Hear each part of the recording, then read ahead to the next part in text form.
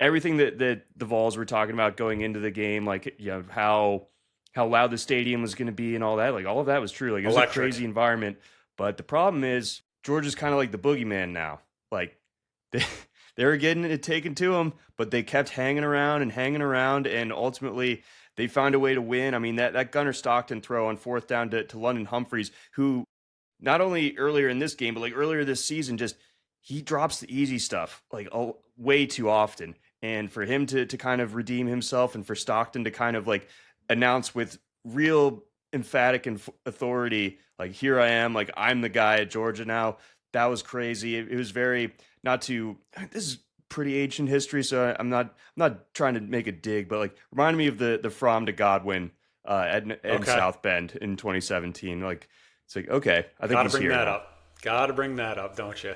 But Who's anyways, no. parallels? I'm glad you brought up Gunnar Stockton because, last week I kind of went into our show saying we're going to learn a lot. And I think one of my main takeaways, I wrote it down here on my notepad, is that Gunnar Stockton can sling it, man, when he needs to. When Georgia's going to need to pick up yards and get that first down through the air, I mean, I think you have to be feeling much more confident than you were, 72 hours ago at this point with Gunnar Stockton.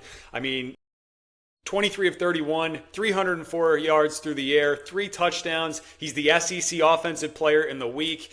I think that's a huge sign, and like Georgia's stock should be going up. It was just like a reminder this weekend that, yeah, if you don't land that kill shot on us, we're going to take this game, and that should be a very scary thing for the rest of the SEC and a lot of the country too, I feel like.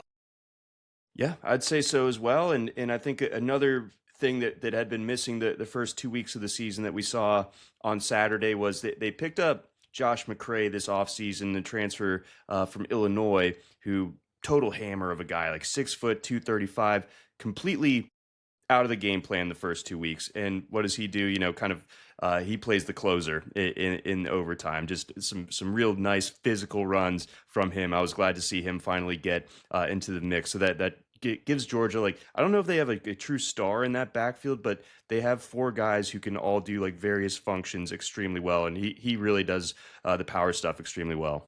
Yeah, and some of those other playmakers too for Georgia, I thought really came through. Branch was awesome. We highlighted him that might be a good spot for him to take advantage. He had a couple nice plays in that game on Saturday. As the Dogs come away with that OT victory, you got to be feeling good heading into that bye week.